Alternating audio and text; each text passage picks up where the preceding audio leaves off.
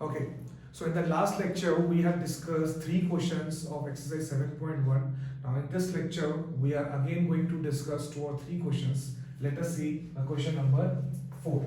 Now we are going to start with the question number 4. Question number 4 क्या बोलता है? L and M are two parallel lines intersected by another pair of parallel lines. मान लो ये दो parallel lines हैं. These are the two parallel lines L and M. और जो दो अनदर पेयर हैं वो कौन से हैं? This is the another pair P and this is the another pair Q. So P and Q are the two parallel lines which are cutting the line L and M. This is point A, point B, point C and point D. Now you have to show that triangle ABC is congruent to triangle CDA. To prove that you have to prove that. So देखते हैं कैसे करेंगे इसको. सबसे पहली बात let us see कि triangle ABC का है. ABC कैसे बनेगा? जब हम लोग क्या करेंगे? When we will join the points. तो अगर हम लोग इसको ज्वाइन करते हैं तो ये हमारा बन गया ABC, एक ये ट्राइंगल बन गया मेरा, और एक क्या बन गया? CDA. अब हम लोग देखते हैं कि इसको हम लोग किस तरीके से कर सकते हैं. देखो अगर ये दोनों पैरेलल लाइन है और अगर ये इसको काट रहा है तो इसको कैसे करेंगे? सबसे इंपॉर्टेंट बात क्या है बताओ? एक तो तुम्हारा ये कॉमन आ रहा है, ठीक है? आ रहा है या नहीं आ रहा? और भाई दो पैरेलल लाइंस हैं, दो पैरेलल लाइन है, ये वाला जो एंगल है देखो क्या होता है, जैसे अगर दो पैरेलल लाइंस होती हैं और ये कट रहा है तो पैरेलल लाइन से इस लाइन तक ये इक्वल होते हैं या नहीं होते? इसको हम क्या बोलते हैं? Alternate interior angles. क्या बोलते हैं इसको? Alternate interior angles. तो इसी तरीके से ये वाला जो एंगल है 1 और ये भी एंगल क्या होगा? 1. ये क्या होंगे? Alternate interior angles. इसी तरीके से ये एक ट्रांसवर्सल है. AC is a transversal line. AC is a transversal line. ठीक है? तो ये जो एंगल 1 है हो गया बराबर, ये जो एंगल 2 है ये भी क्या हो जाएगा? बराबर हो जाएगा. तो अब मुझे पंकज तुम बताओ कौन सी कंडीशन फुलफिल हो रही है इस दोनों ट्रायंगल्स को कॉन्ग्रुएंट प्रूफ करने के लिए? Yes. Very good, super. Aryaman इधर देख लो, है ना? इधर देख लो ध्यान से. अब इस ट्रायंगल में अगर तुम देखो तो क्या हो रहा है? ASA. तो पहला क्या हो रहा है? Angle ACB is equal to angle CAD. फिर आ रहा है AC is equal to AC which is common, और फिर angle BAC is equal to angle ACD. समझ में आ रहा है आर्यमन? Yes sir. तो एक ट्रायंगल में देखिए करो, जब तुम्हें सारी चीजें पता चल जाए ना, किसी एक ट्रायंगल को पकड़ लो. ABC को पकड़ा, ASA. हम इन तीनों की बात कर रहे हैं ना, और ये तीनों लाइन में चल रहा है. So therefore by ASA triangle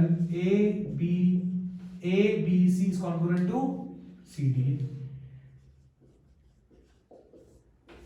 देखो C के बराबर A आ गया, AC का है AC और B A और C A और C. Hence proved. So I think you are clear with this question. Yes, sir. Okay. क्यों हेडिंग होता तो क्या होता है? हाँ तो हेडिंग होता तो एक मेजर साइन होता है इसमें. So now the question number 5 is the line L is the bisector. ये एक फिगर है, ये एक लाइन जा रही है line L. The line L is the bisector of the angle A. Bisector of the angle A मतलब ये दोनों एंगल इक्वल होंगे. The line L is the bisector of the angle A and B is any point on the line L. यहाँ पे एक point है B, ठीक है? BP and BQ. यहाँ से हमने क्या किया? एक परपेंडिकुलर डाला ऐसे. BP and BQ. BP and BQ are two perpendiculars from the arm base. So show that triangle APB. Show that triangle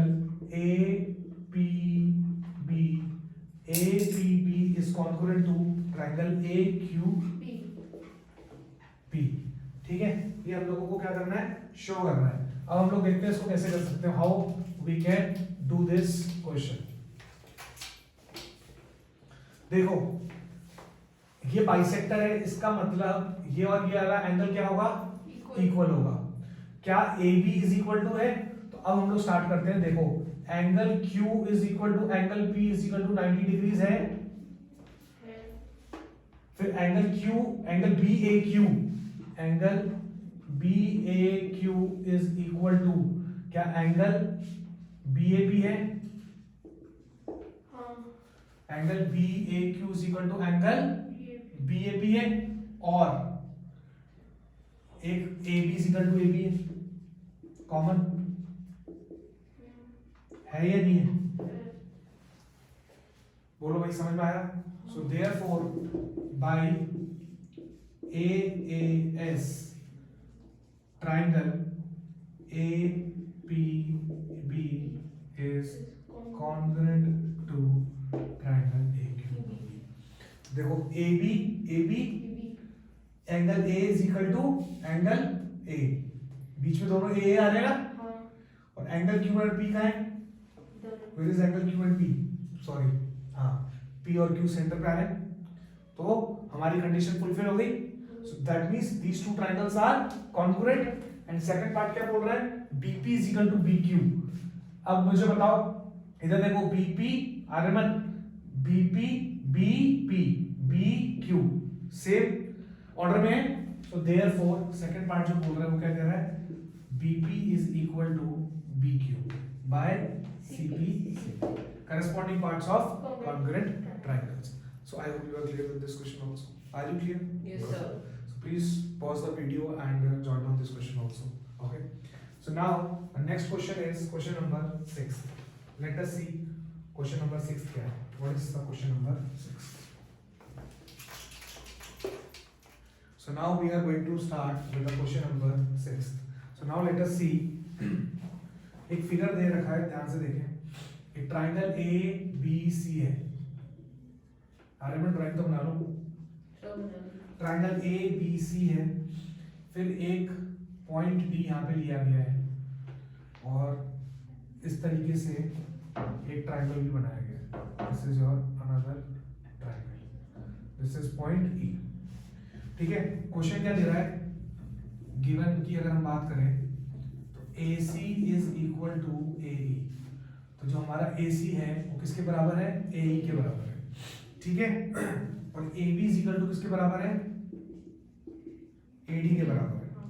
AB किसके बराबर है, AD के बराबर है। ठीक है, बहुत इजी है।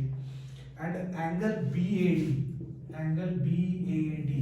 मतलब ये वाला जो एंगल है, एंगल BAD वो किसके बराबर है, EAC। तो मुझे प्रूफ क्या करना है, to prove that what I need to prove is BC is equal to, मुझको ये प्रूफ करना है। तो लेट अस सी कैसे प्रूफ करेंगे इसको। BC is equal to DE, तो इसका मतलब मैं कौन कौन से ट्रायंगल लूंगा। सो अगर हम सॉल्यूशन की बात करें तो मैं एक तो ट्रायंगल ABC लूंगा एंड ट्रायंगल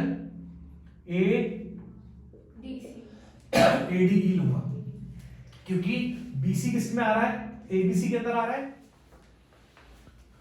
ओके, सो ये जो ट्रायंगल ABC है एंड ट्रायंगल ABD है, ये हम लोग लेंगे triangle ABC and triangle ADE। We have to prove it, these two are congruent. कैसे प्रूव करेंगे इसको कॉन्ग्रुएंट, ध्यान से देखो। सबसे पहली बात क्या दे रखा है इसने, AB is equal to AD, ये क्या है, गिवन है। फिर अगर हम लोग ध्यान से देखें कि अगर ट्रायंगल ABC के अंदर अगर एंगल A देखें तो angle A is equal to angle 1 plus angle 2 होगा, और ट्रायंगल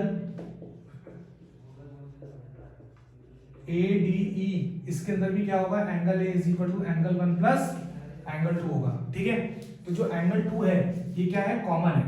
एंगल 2 क्या है, कॉमन है। तो basically we can say angle BAC is equal to angle DAE. This is my first condition, this is my second condition. ये क्या है? Common है, दिस इज कॉमन है, तो इसको हमने ऐड कर दिया, ठीक है। तीसरी साइड क्या बोल रहा है? AC is equal to AE। तो हमारी क्या कंडीशन हो गई? SAS triangle ABC